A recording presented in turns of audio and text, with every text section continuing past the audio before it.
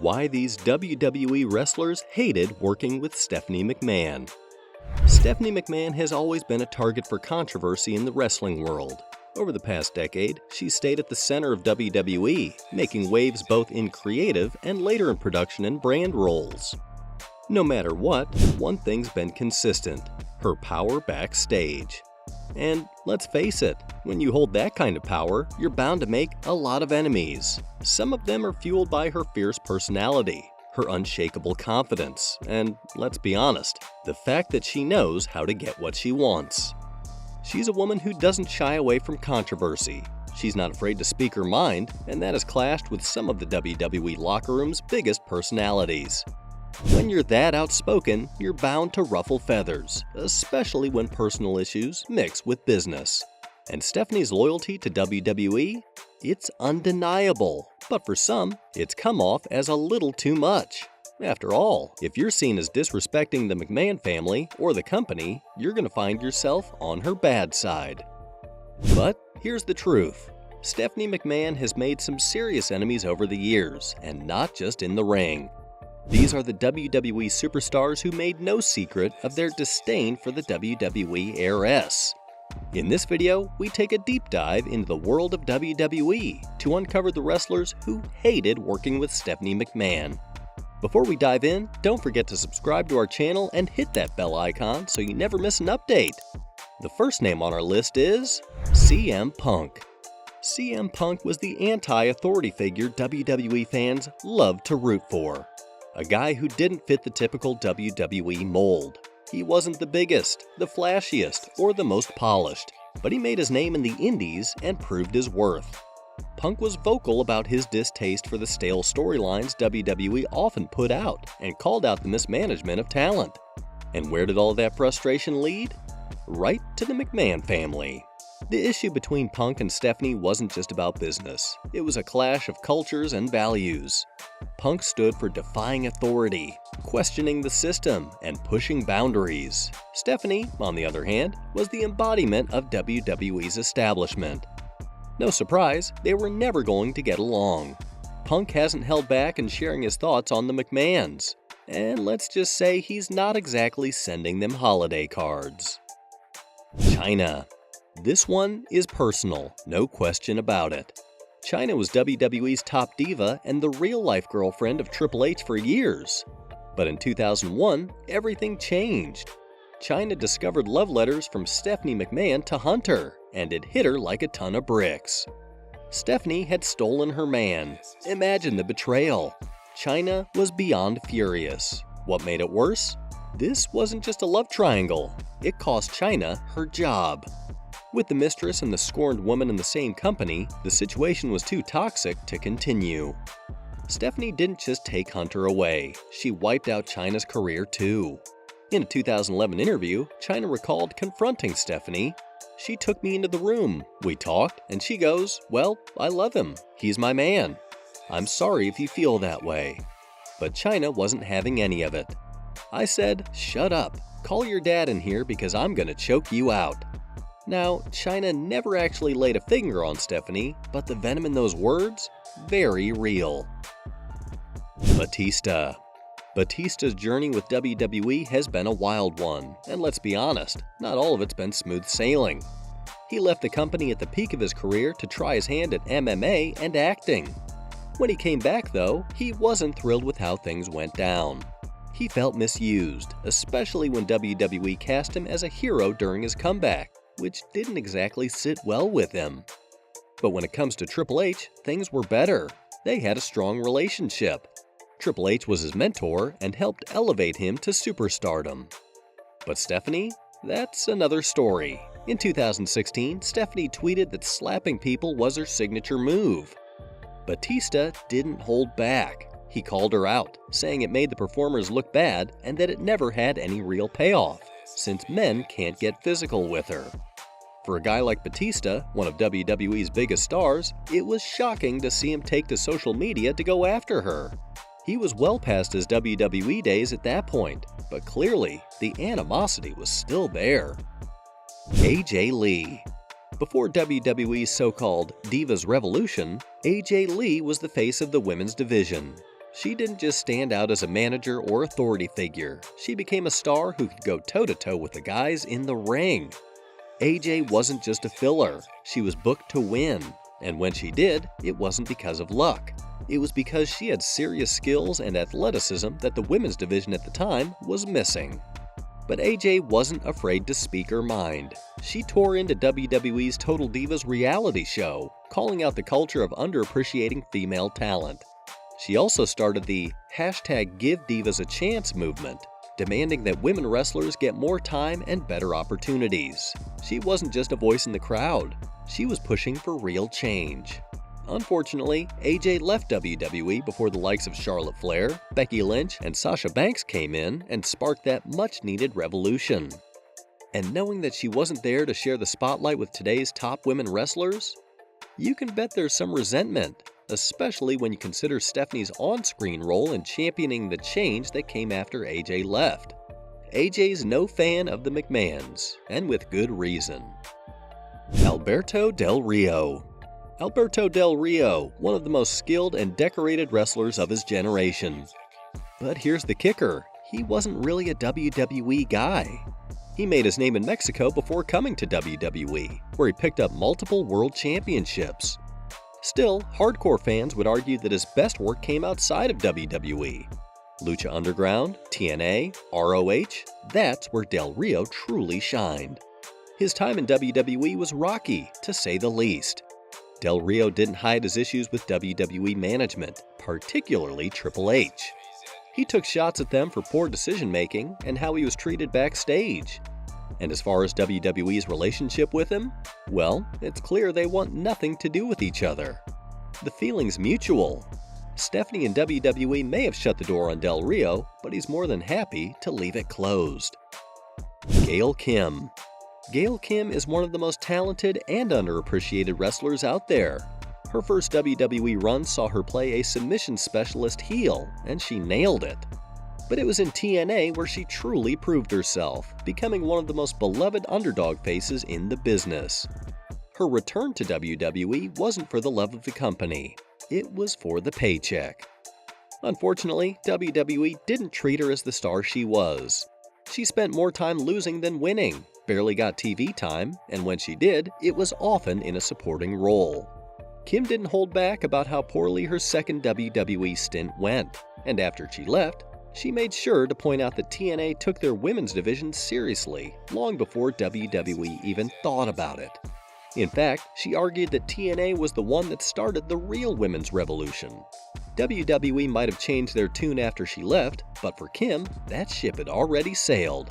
She wasn't going to let WWE rewrite her history and pretend like they were the pioneers of women wrestling when, in her eyes, TNA did it first.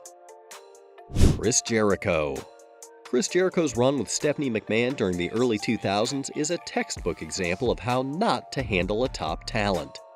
At the time, Stephanie seemed more focused on pushing Triple H over everyone else, even at the expense of the guys she was working with.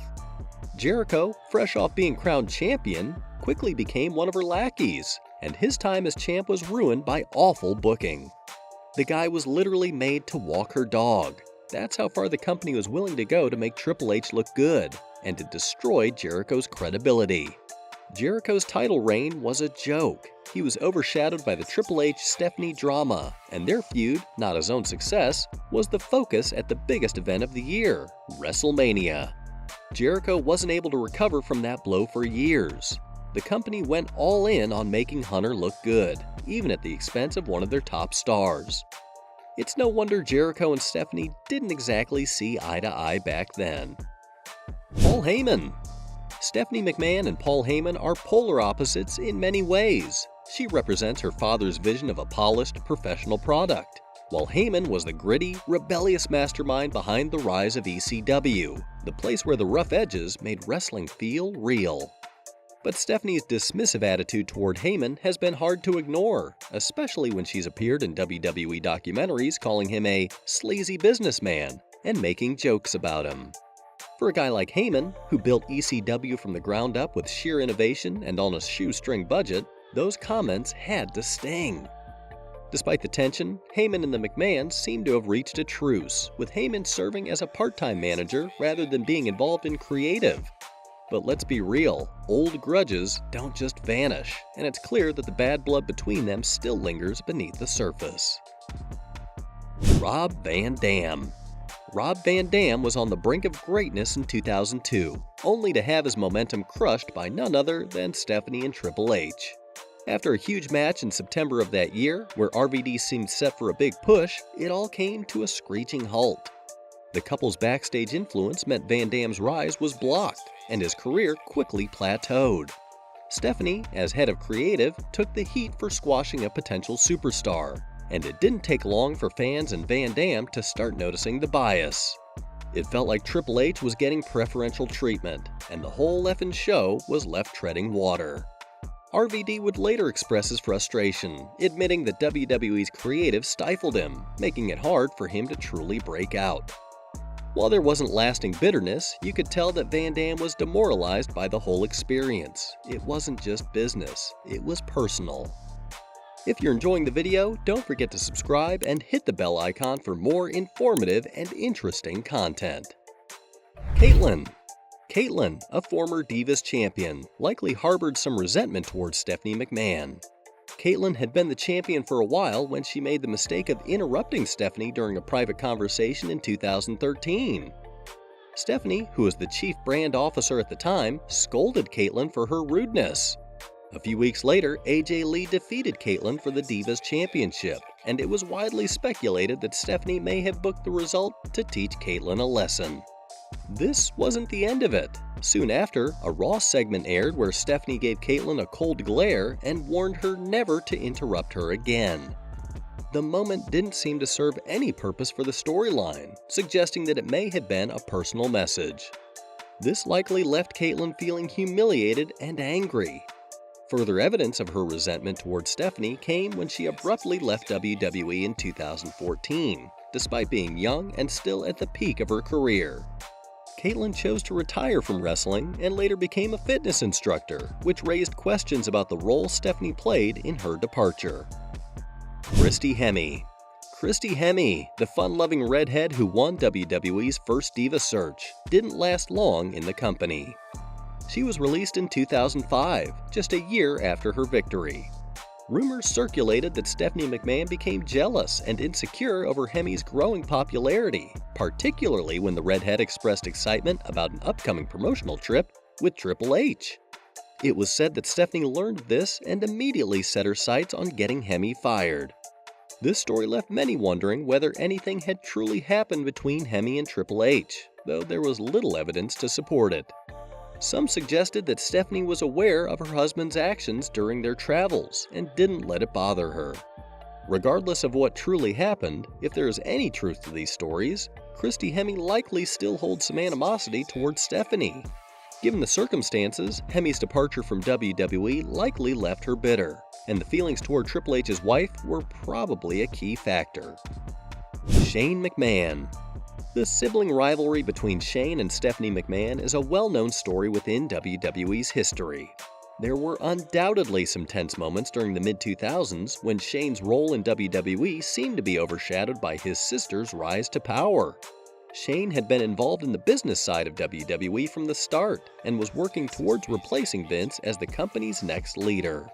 However, Stephanie's rapid ascent within the creative side of the company, coupled with her close working relationship with Vince and her marriage to Triple H, led to her gaining significant influence. This dynamic likely left Shane feeling sidelined, as he had always been expected to be the future of WWE, not Stephanie. Over time, this tension may have contributed to Shane's decision to leave WWE for other ventures, likely fueled by frustration over the way things unfolded. The entire WWE creative team. WWE's creative team, while not typically in the spotlight like the wrestlers themselves, plays a crucial role in the storytelling of Raw. Unfortunately for Stephanie McMahon, many members of the creative team didn't exactly warm to her leadership. Stephanie, who oversaw WWE's creative direction for many years, was known to have a bit of a tense relationship with several writers. Court Bauer, a former WWE writer, recalls being reprimanded by Stephanie for using wrestling terminology like getting color. Another writer, Dan Madigan, took time off to attend a funeral, only to receive an angry phone call from Stephanie demanding he return to work immediately. Even WWE Hall of Famer Dusty Rhodes, who was also involved in creative, had his own disagreements with Stephanie. It's clear that the McMahon matriarch's leadership style didn't always sit well with those working under her, leading to tension and resentment from some of WWE's creative minds. Randy Savage. What if Stephanie McMahon destroyed Randy Savage's WWE legacy? The shocking rumor goes back to 1993, when Savage was 40 and allegedly had an affair with a 17-year-old Stephanie. While she was of legal age, it's clear this wasn't your typical relationship. Word leaked in 1996 after Savage had already left the WWE, and when Vince McMahon found out, he slammed the door shut on Macho Man's WWE career for good. Stephanie? She erased Savage from her life entirely. It's a story that's been whispered around wrestling circles for years, and as Dave Meltzer of the Wrestling Observer once put it, it's the reason everyone in WWE says. It's the reason that makes the most sense. So it's safe to say Savage probably ended up despising Stephanie McMahon. The fallout from their relationship? It cost him his legendary status in the WWE. Scott Steiner. Scott Steiner has never hidden his disdain for Triple H and Stephanie McMahon. The former WCW champion, celebrated for his iconic career alongside his brother Rick Steiner and his role as a dominant singles heel, earned a fierce reputation in the wrestling world. However, his singles run in WWE in 2003 became a blemish on his career that he could not erase. Steiner's feud with Triple H turned into a complete disaster, with their matches being heavily criticized as some of the worst in WWE history. Steiner claims that Triple H intentionally sabotaged their matches to derail his career, and if there's any truth to those claims, the plan was effective. Following the feud, Steiner's WWE career came to an abrupt halt, leaving him forgotten in the wrestling industry. Over the years, Big Papa Pump's resentment only grew stronger. He went on record calling Triple H and Stephanie everything wrong with the wrestling business today. His accusations have been explosive and controversial, including claims that Stephanie had a relationship with Randy Savage and that Triple H was romantically involved with Ric Flair. Steiner's grudge is deep, and he has made it clear that he has no intention of moving on from the past. With his ongoing tirades and inflammatory remarks, it seems unlikely that Scott Steiner will ever receive a WWE Hall of Fame induction. Being permanently blacklisted by WWE appears to be the inevitable outcome of his actions and words. In the end, Stephanie McMahon wielded immense power in the WWE world, leaving a deep impact on the lives and careers of many top wrestlers. Names like Chris Jericho, Rob Van Dam, Caitlyn, and Scott Steiner shared their personal experiences, offering harsh critiques of their relationships with Stephanie. The controversies surrounding them paint a different picture of her character, showing the consequences of her decisions and policies. Dealing with the effects of her strong leadership and political influence became a challenge for WWE. Time and again, Stephanie's personal preferences and her husband Triple H's backing impacted the careers of wrestlers, with the greatest damage done to those whose careers were sidelined by her decisions. Without a doubt, Stephanie McMahon's role in WWE remains a controversial topic, one that will always be debated. Her strategies not only influenced WWE, but have left a permanent mark on the history of wrestling. However, her tenure has been defined by numerous controversies and personal conflicts. Were her actions and decisions always the right ones? That question still lingers. What do you think? If you enjoyed the video, don't forget to subscribe to our channel and hit the bell icon for the latest updates.